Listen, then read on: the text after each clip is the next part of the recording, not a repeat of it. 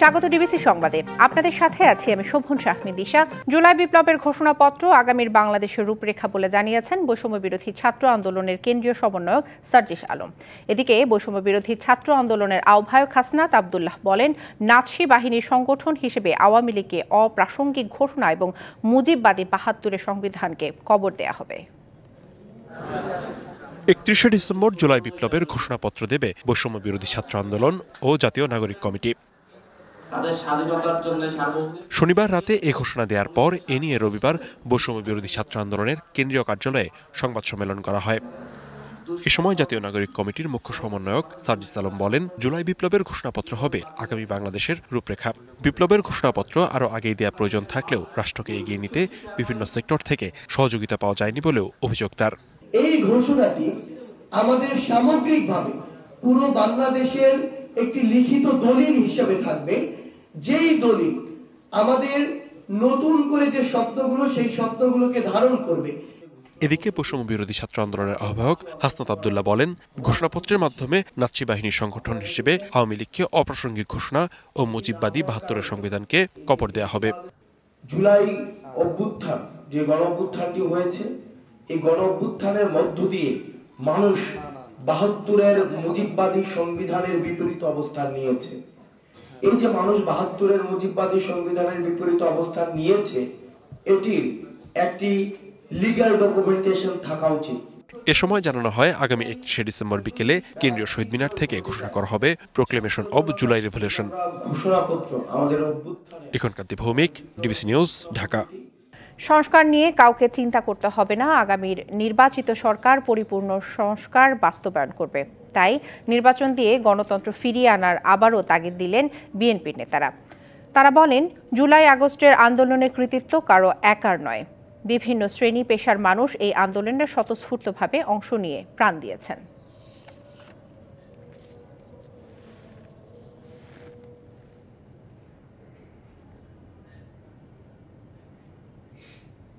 রবিবার দুপুরে Chattogram veterinary and animal science ইউনিভার্সিটির শিক্ষাবর্ষ শুরুর আয়োজনে অংশ নেন বিএনপির সিনিয়র নেতা আমির খসরু মাহমুদ চৌধুরী। কথা বলেন নির্বাচন ও সংস্কার নিয়ে। ৩১ দফা সংস্কার প্রস্তাব দিয়েছি। শেখ হাসিনার পরবর্তী বাংলাদেশ কি হবে সেটাকে চিন্তা করে আমরা ১.৫ বছর আগে দিয়েছি, আর বেগম খালেদা দিয়েছে ৬ বছর আগে, ভিশন 2030। আমরা যেটা দিয়েছি, আমরা প্রতিজ্ঞাবদ্ধ জাতির কাছে, আমরা জাতীয় সরকার করে ৩১ দফার সংস্কার পরিপূর্ণভাবে বাস্তবায়ন করব। এই ব্যাপারে কারো মনে সন্দেহ থাকার কিছু নেই। আমি আগেই বলেছি, বাংলাদেশের মানুষের মনোজগতে যে পরিবর্তন হয়েছে, তার সাথে যারা চলতে পারবে না, তাদের কোনো ভবিষ্যৎ নেই।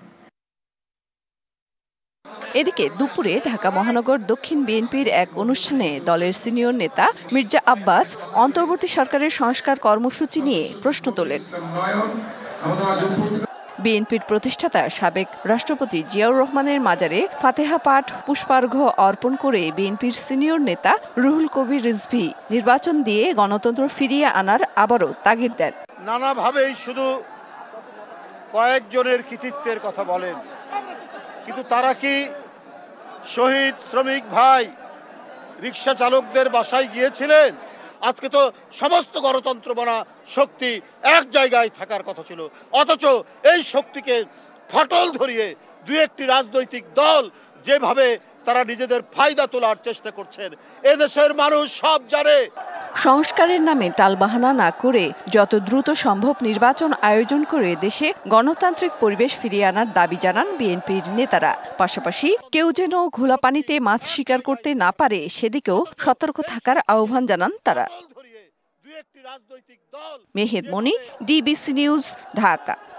৫ কর্মদিবসের মধ্যে দাবি মেনে নেয়ার আশ্বাসে সড়ক ছেড়েছেন আওয়ামী লীগ সরকারের সময় চাকরিচ্যুত এবং বাধ্যতামূলক অবসরে যাওয়া সশস্ত্র বাহিনীর সদস্যরা। এর আগে চাকরিতে পুনর্বহাল এবং বিচার ব্যবস্থার সংস্কার সহ ৩ দফা দাবিতে ঢাকার জাহাঙ্গীর গেটের সামনে অবস্থান নিলে আশেপাশের এলাকায় সৃষ্টি হয় তীব্র যানজট। অন্যদিকে ভাতা বাড়ানোর দাবিতে শাহবাগ মোড়ে আবারও অবরোধ করেন ট্রেনি চিকিৎসকরা। সেখানেও যানজটে নাজেহাল হতে হয় সাধারণ মানুষকে।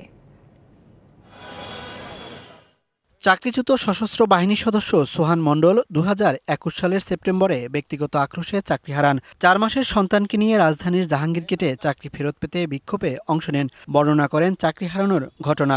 আমি সেনাবাহিনীতে ছিলাম, জোরপূর্বক আমার কাছ থেকে স্টেটমেন্ট নিয়ে আমাকে চাকরিচ্যুত করা হয়েছে। আমি কারোর সঙ্গে যোগাযোগও করতে পারি নাই, পরিবারের সঙ্গেও যোগাযোগ করতে পারি নাই। 11 দিন সাজা ছাড়াই কোয়ার্টার গার্ড সেলে ছিলাম। 11 দিন পরে আমি বের হয়ে দেখি আমার কোর্ট মার্শাল।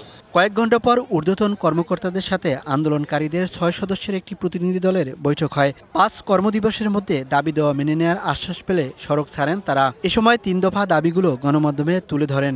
অথরিটি যে 5 দিনের সময় বেঁধে দিয়েছেন, আমরা ধৈর্য ধরে এই 5 দিনের মধ্যে তাদের সিস্টেমেটিক সুরাহার জন্য অপেক্ষা করব।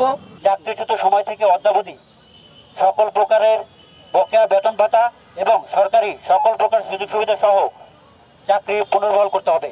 বিগত সকল প্রকার বকেয়া বেতন ভাতা সহ এবং সরকারি সকল প্রকার সুযোগ সুবিধা সহ সম্পূর্ণ পেনশনের আওতাভুক্ত করতে হবে। সেই একতরফা বিচার ব্যবস্থার সংস্করণ করতে হবে। এ আন্দোলনের কারণে জাহাঙ্গীরনগর গেটের সামনের সড়কে সৃষ্টি হয় যানজট। এতে বেশ ভোগান্তিতে পড়েন স্কুল, কলেজ ও অফিসগামী মানুষ।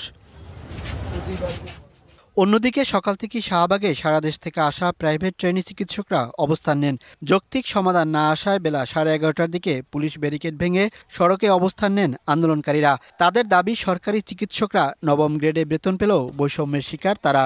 আমাদের শৈশব, কৈশোর, যৌবন পড়তে পড়তে কেটে গিয়েছে। কেন? যাতে আমরা দেশের শ্রেষ্ঠ নাগরিক হয়ে জনগণের সেবায় নিজেকে নিয়োজিত করতে পারি। সে মানুষ আজকে আমি রাস্তায় বসে আছি। এই আজকের এই আন্দোলনটা আমাদের শুধু আজকের জন্য না, এই আন্দোলন বিগত 3 বছর থেকে হয়ে আসতেছে। আমাদের দাবি যে 50,000 টাকা বৃদ্ধি করে দেওয়া হোক, ভাতা যেটা দেওয়া হচ্ছে সেটা বাড়ানো হোক এবং অবশ্যই যেন নিয়মিত প্রদান করা হয়। আন্দোলনে শাহবাগের সব দিকের রাস্তা যান চলাচল বন্ধ হয়ে যানজটের সৃষ্টি হয়। ভোগান্তিতে পড়েন রাজধানীবাসী। তাদের দাবির সঙ্গে একমত পোষণ করে সংহতি জানায় এবি পার্টি। দায়িত্ব হচ্ছে এই রাষ্ট্রের। Mohaiminul Khan Apu, DBC news, Dhaka. সচিবালয়ে আগুনের ঘটনায় প্রাথমিক তদন্ত প্রতিবেদন কাল দেয়া হবে প্রধান উপদেষ্টার কাছে, জানিয়েছে প্রেস উইং। এদিনই সীমিত পরিসরে অস্থায়ী পাশে সাংবাদিকরা সচিবালয়ে ঢুকতে পারবেন বলে জানিয়েছেন তথ্য উপদেষ্টা। তবে এর আগে ইস্যু করা সব কার্ড বাতিলের সিদ্ধান্ত বহালই থাকবে। নতুন করে আবার আবেদন গ্রহণ এবং বাছাইয়ের পর ইস্যু করা হবে নতুন কার্ড। বৃহস্পতিবার মধ্যরাতে সচিবালয়ে ভয়াবহ আগুনের পর রবিবার সপ্তাহের প্রথম কর্মদিবস। ডিজিটাল পরিচয়পত্র পাঞ্চ করে সকাল থেকেই প্রবেশ করেন কর্মকর্তা কর্মচারীরা। তবে সিনিয়র সচিবরা ছাড়া কাউকে গাড়ি নিয়ে প্রবেশ করতে দেয়া হয়নি। প্রবেশে কড়াকড়ি ছিল অন্য দিনের চেয়েও বেশি। সাংবাদিকদের সব কার্ড বাতিলের কারণে কোনো গণমাধ্যম কর্মীও প্রবেশ করতে পারেনি সচিবালয়ে। পরে এ বিষয়ে স্বরাষ্ট্র উপদেষ্টার সাথে আলোচনায় বসেন সাংবাদিকদের প্রতিনিধি দল। ঘণ্টাব্যাপী বৈঠক শেষে জানানো হয় সোমবার থেকেই অস্থায়ী পাস নিয়ে প্রবেশ করতে পারবে সাংবাদিকরা। সচিবালয়ে যারা রেগুলার এখানে বিটে কাজ করেন প্রত্যেকটি ভালো হাউস থেকে সবাই সেখানে প্রবেশ করতে পারবেন অস্থায়ী পাস নিয়ে। আজকে বলে আসছি, আমরা আজকেই তালিকা পাঠিয়ে দিব। এদিকে আগুনে পুড়ে যাওয়া ভবনে রবিবারও চলে তদন্ত কাজ। তদন্ত দলের পরিদর্শন ও বৈঠকের পাশাপাশি ধ্বংসস্তূপ অপসারণের কাজ করেন ফায়ার সার্ভিসের কর্মীরা। দুপুরের দিকে সার্বিক পরিস্থিতি তুলে ধরেন তথ্য ও সম্প্রচার উপদেষ্টা নাহিদ ইসলাম। 3000+ কিন্তু সবাই সাংবাদিক নন এবং নাম সর্বস্ব বিভিন্ন পত্রিকার নাম ব্যবহার করে অ্যাক্রিডিটেশন কার্ড দিয়ে একটা এখানে সচিবালয়ে প্রবেশের ব্যবস্থা করা হয়েছে। ফলে সেটি আমাদের পুনর্মূল্যায়ন এবং পরীক্ষা নিরীক্ষার প্রয়োজন। তো সেজন্য আমাদের কিছুটা সময় লাগবে। আমরা একটা নির্দিষ্ট সময়ের মধ্যে সাংবাদিকদের আবেদনের ভিত্তিতে নীতিমালা অনুযায়ী নতুন করে আবার স্থায়ী পাসের ব্যবস্থাটি করব এবং সেই সময় পর্যন্ত একটা সীমিত সংখ্যা একটা অস্থায়ী পাস আগামীকাল থেকে দেওয়া হবে। সচিবালয়ে আগুনের ঘটনায় সোমবার প্রধান উপদেষ্টার কাছে হস্তান্তর করা হবে প্রাথমিক তদন্ত প্রতিবেদন। তদন্তটা সুষ্ঠু হওয়া জরুরি দেশের স্বার্থে, কারণ এটার সাথে আমাদের দেশের জাতীয় নিরাপত্তার বিষয়টি ওতপ্রোতভাবে জড়িত। আলামতগুলো সংগ্রহ করেছেন, এর মধ্যে কিছু কিছু আলামত ওনারা প্রয়োজন মনে করছেন যে একেবারে সঠিক ফলাফলটা পাওয়ার জন্য পরীক্ষার জন্য প্রয়োজনে আলামত দেশের বাইরে পাঠানো হবে বলেও জানিয়েছেন প্রধান উপদেষ্টার প্রেস উইং। আলামতগুলো সংগ্রহ করেছেন, এর মধ্যে কিছু কিছু। শাহ ইমন, ডিবিসি নিউজ, ঢাকা। বিগত সরকারের পররাষ্ট্র নীতি ছিল নতজানু, তা দূর করে বাস্তবসম্মত নীতি নেবে অন্তর্বর্তী সরকার, এমন মন্তব্য করেছেন উপদেষ্টা মাহফুজ আলম। তিনি বলেন, দেশের স্বার্থে সব রাষ্ট্রের সাথে সুসম্পর্ক রাখতে চায় এই সরকার। পররাষ্ট্র মন্ত্রণালয়ের কর্মকর্তাদের সাথে মতবিনিময়ের পর সাংবাদিকদের এসব কথা বলেন উপদেষ্টা। আমরা যেটা চাই যে একটা প্র্যাগম্যাটিক রিলেশনশিপ থাকুক সবগুলো রাষ্ট্রের সাথে, যেটা প্র্যাগম্যাটিজম, এখানে কোনো অ্যাডভেঞ্চারিজম অথবা হটকারিতার জায়গা নেই। এটা আমাদের জন্য খুবই গুরুত্বপূর্ণ। আরেকটা জিনিস হচ্ছে আমাদের সামর্থ্যটা বাড়ানো। পররাষ্ট্র মন্ত্রণালয়ের যেটা আগে যে অবস্থা ছিল, এটা দলীয়করণ হয়ে গিয়েছিল এবং বিভিন্ন দলের অথবা বিভিন্ন কাল্টের রিপ্রেজেন্টেশনটাই মুখ্য হয়ে উঠেছিল। কিন্তু আমরা চাই যে পররাষ্ট্র মন্ত্রণালয় বাংলাদেশকে রিপ্রেজেন্ট করুক, নট কোনো দল অথবা কোনো কাল্ট, বরং বাংলাদেশকে রিপ্রেজেন্ট করুক। এটাই হচ্ছে আমাদের জন্য এখনকার বড় লিপ ফরওয়ার্ড। এখানে আমরা থাকতে চাই। অর্থ আত্মসাতের অভিযোগে ন্যাশনাল ব্যাংকের সাবেক ব্যবস্থাপনা পরিচালক, 5 পরিচালক সহ 29 জনের বিরুদ্ধে মামলা করেছে দুদক, দুর্নীতি দমন কমিশন দুদক। বিকালে সেগুনবাগিচায় দুদকের কার্যালয়ের প্রেস ব্রিফিংয়ে এসব কথা জানিয়েছেন সংস্থাটির মহাপরিচালক আক্তার হোসেন। এছাড়া শাহজালাল আন্তর্জাতিক বিমানবন্দরের 3rd টার্মিনাল প্রকল্পে 4,000 কোটি টাকার দুর্নীতির অভিযোগে পিডি সহ সংশ্লিষ্টদের বিরুদ্ধে অনুসন্ধানের সিদ্ধান্ত নিয়েছে দুদক। এ সময় দুদকের মহাপরিচালক জানান, সাবেক প্রধানমন্ত্রী শেখ হাসিনা সহ যারা অর্থ পাচার করেছে তাদের দেশে ফিরিয়ে আনার ব্যবস্থা নেওয়া হবে।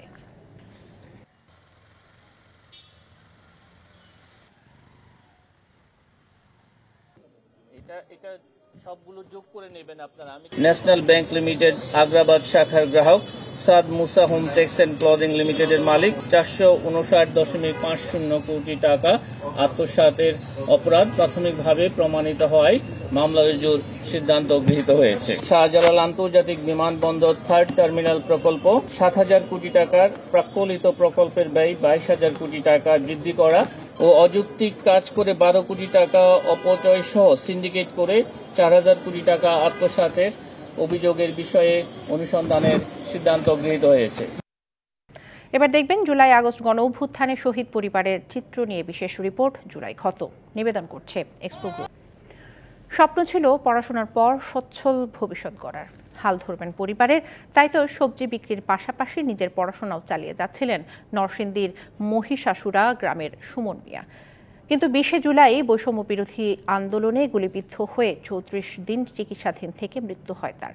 সন্তানকে হারিয়ে পাগল প্রায় মা। প্রশাসন জানিয়েছে, নিহতদের তালিকা চূড়ান্তের পর পরিবারকে দেয়া হবে সরকারি সহযোগিতা।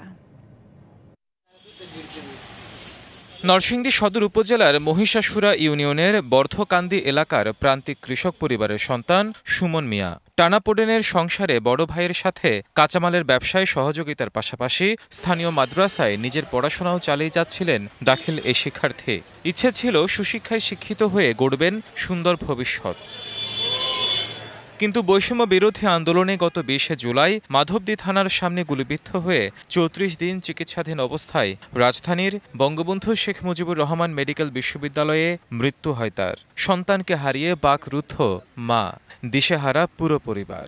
সবাই ঈদে পরীক্ষা দিচ্ছে, মানে আমার বলা থাকলে না পরীক্ষা দিলে কত বই, এবারের বছরে এক বই এবার পরীক্ষা দেওয়া না লেগে লেবার ফায়া করছে আর দোকানদারি করছে। হ্যাঁ, অনেক বড় আশা ছিল আর কি, বাড়ি ঘর করার লাগিয়া এলকারকে দোকানদারি করতে হয়, কষ্ট করতে হয়। কারণ সে দেশের সাথে জীবন দিছে, এটা তো আর কারো হাত নাই। সে ছাত্র হিসেবে খুবই ভালো ছিল, মানুষ হিসেবে সব খুবই ভালো ছিল। এখানে ভাড়া থাকে ঠিক আছে, কিন্তু এর আশঙ্কা রইল বাজারে একটা ঘর হইলে আর একটু ভালো হইতো আর কি। এদিকে জেলা প্রশাসক জানিয়েছেন, তালিকা প্রণয়ন সংক্রান্ত কমিটি ইতিমধ্যে 22 জনের তালিকা চূড়ান্ত করে মন্ত্রণালয়ে পাঠিয়েছে। সরকারিভাবে কোনো সহায়তা আসলে প্রশাসনের মাধ্যমে যোগাযোগ করে পৌঁছানো হবে। সব যাচাই বাছাই করে আমাদের নরসিংদী জেলা থেকে মোট 22 জনের তালিকা আমরা স্বাস্থ্য মন্ত্রণালয়ে প্রেরণ করেছি। সরকারিভাবে যদি কোনো সহযোগিতা নিশ্চয়ই আসবে, সেই সহযোগিতা আসার পর আমরা পরিবারদের সাথে প্রশাসনের পক্ষ থেকে যোগাযোগ করে তাদেরকে সেই সহযোগিতা প্রদান করা হবে। এমন পরিস্থিতিতে সরকারি বেসরকারি সহায়তার আশায় সুমনের পরিবার। DBC news desk.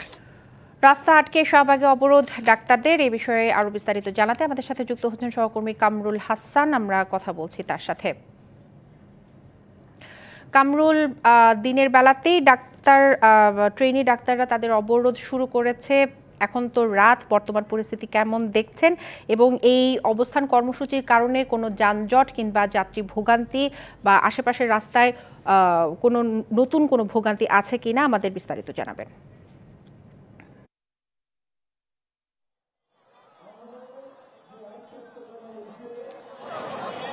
দিশা, আপনাকে ধন্যবাদ। আপনি যেমনটা বলছিলেন, আমি এই মুহূর্তে অবস্থান করছি রাজধানীর যে শাহবাগ মোড় আছে, ঠিক শাহবাগ মোড়ের মধ্যখানে আমি দাঁড়িয়ে আছি।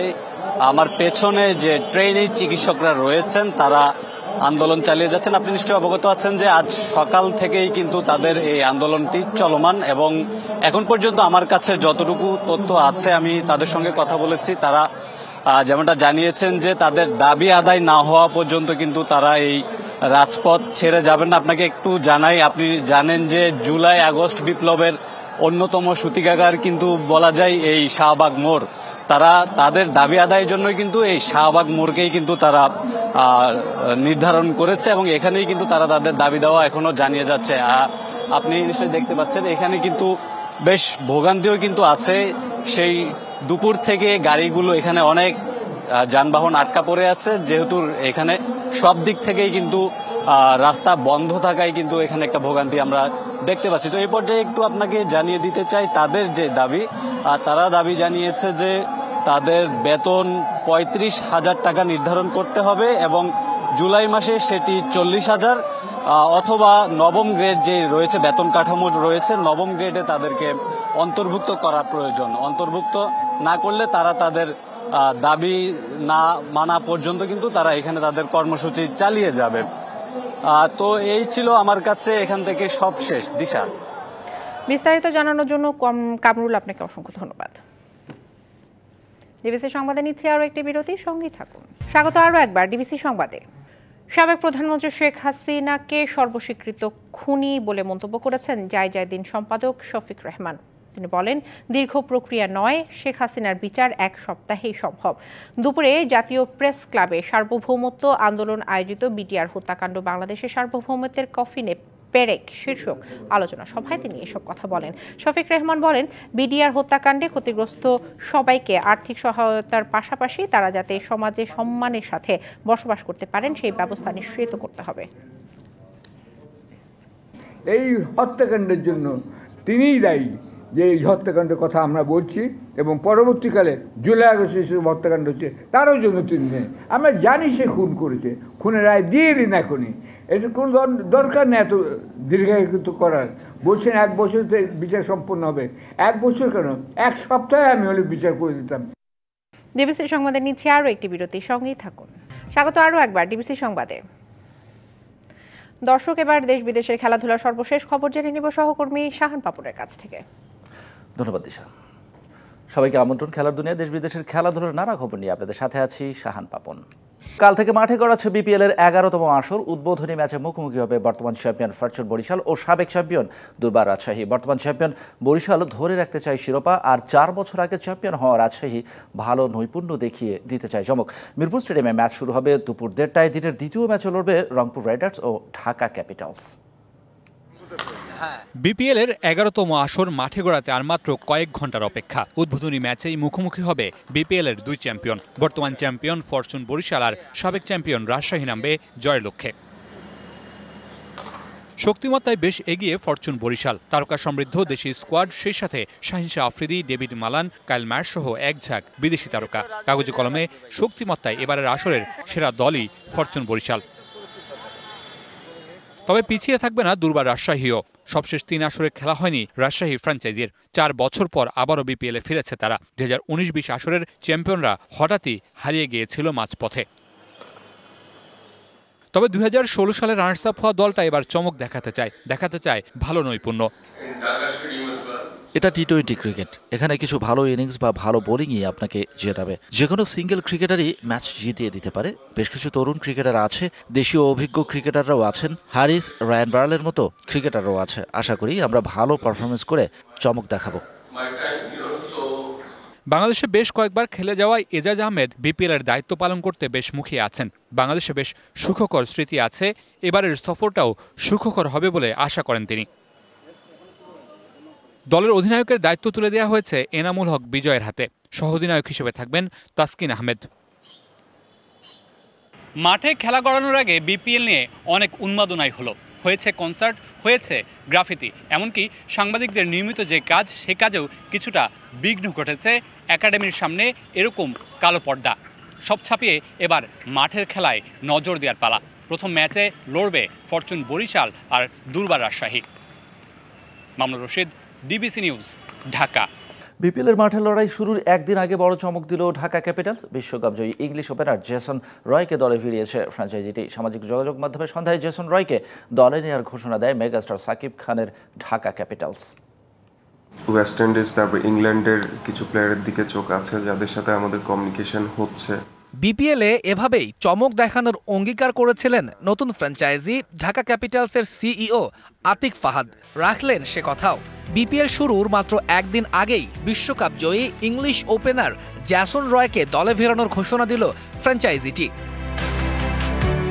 বিপিএলের এবারের আসরে ঢাকার জার্সিতে খেলার কথা ছিল সাইম আইয়ুবের, তবে শেষ মুহূর্তে তাকে নিয়ে দেখা দিয়েছে অনিশ্চয়তা। আর এর মাঝেই দলের নতুন মুখ জ্যাসন রয়ের নাম ঘোষণা করল ফ্র্যাঞ্চাইজিটি। দলের সমর্থকদের বড় নামের আকাঙ্ক্ষা পূরণেই এমন রিক্রুট দলটার। মাঠের লড়াই শুরুর ঠিক আগ মুহূর্তে ব্যস্ত সময় পার করছে ঢাকা ক্যাপিটালস। ধারণা করা হচ্ছিল টাইগার ওপেনার লিটনের অধীনেই এবারে বিপিএল মাতাবে রাজধানীর দলটা। তবে শেষ দিনে এসে থিসারা পেরেরাকে অধিনায়ক হিসেবে পরিচয় করিয়েছে Dhaka. Mustafiz, Liton, Tanzid Tamim, Munim Shahriar, Johnson Charles, Steven স্কিনাজিদের নিয়ে শক্তিশালী দলই গড়েছে মেগা স্টার শাকিব খানের ঢাকা ক্যাপিটালস। শেষ মুহূর্তে সেখানে জ্যাসন রয়ের অন্তর্ভুক্তি নিঃসন্দেহে আরও উজ্জীবিত করবে পুরো দলকে। তৌহিদুল ইসলাম, ডিবিসি নিউজ, ঢাকা। আন্তর্জাতিক প্রতিষ্ঠান ব্লুমবার্গ স্বীকৃত বাংলাদেশের শীর্ষস্থানীয় টেকসই প্রতিষ্ঠান আইডিএলসি ফাইন্যান্স পিএলসি। এবার ফুটবল। দেশের ফুটবলের নানান ঘটনায় শেষ হলো আরও একটি বছর। বিদায় নিয়েছেন 16 বছরের সভাপতি কাজী সালাউদ্দিন। একই পদে অভিষেক হয়েছে তাবিত আওয়ালের। সাফে নিজেদের অস্তিত্বের জানান দিয়েছে বাংলাদেশ। ঘরোয়া ফুটবল ছিল ঘটনাবহুল। নতুন সংযোজন চ্যালেঞ্জ কাপ। জাতীয় দলের পারফরমেন্স ছিল মলিন। চির বিদায় নিয়েছেন স্বাধীন বাংলা ফুটবল দলের অধিনায়ক সহ বেশ কয়েকজন। তবে সবকিছুকে ছাপিয়ে গেছে প্রবাসী ফুটবলার হামজা চৌধুরীর লাল সবুজের জার্সি পরার অনুমোদন। That was a goal for the Bengal Tigers once again.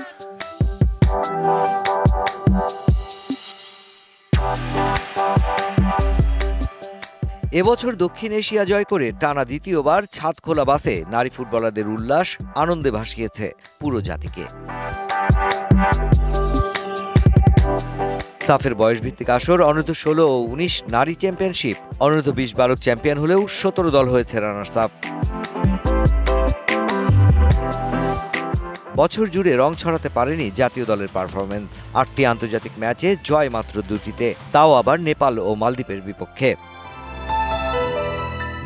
এবছর বাফুফের মসনদ থেকে বিদায় নিয়েছেন 16 বছরের সভাপতি কাজী সালাউদ্দিন। একই পদে অভিষিক্ত হয়েছেন তরুণ সংগঠক তাবিদ আওয়াল। বাফুফের নির্বাচনে যেমন মিলেছে নতুন মুখ, তেমনি রয়েছে পুরনোদের অনেকেই।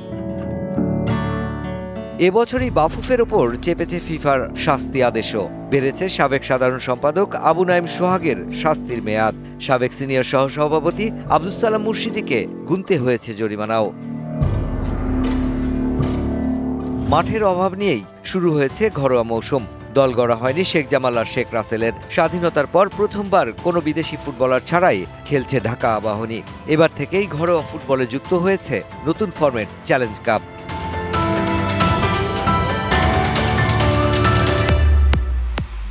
বছরের শেষ দিকে সবাইকে কাঁদিয়ে না ফেরার দেশে চলে গেছেন স্বাধীন বাংলা ফুটবল দলের বেশ কয়েকজন সদস্য, যাদের মধ্যে অন্যতম স্বাধীন বাংলা ও জাতীয় ফুটবল দলের প্রথম অধিনায়ক জাকারিয়া পিন্টু। তবে সবকিছুকেই ছাপিয়ে গেছে ইংলিশ লিগের ফুটবলার হামজা চৌধুরীর লাল সবুজের জার্সিতে খেলা নিশ্চিত হবার খবর। বছরের একেবারে শেষ দিকে এমন সংবাদ নতুন করে আশা জাগাচ্ছে দেশের ফুটবলের নবজাগরণের। Mushfiqur Rahman, DBC news, Dhaka.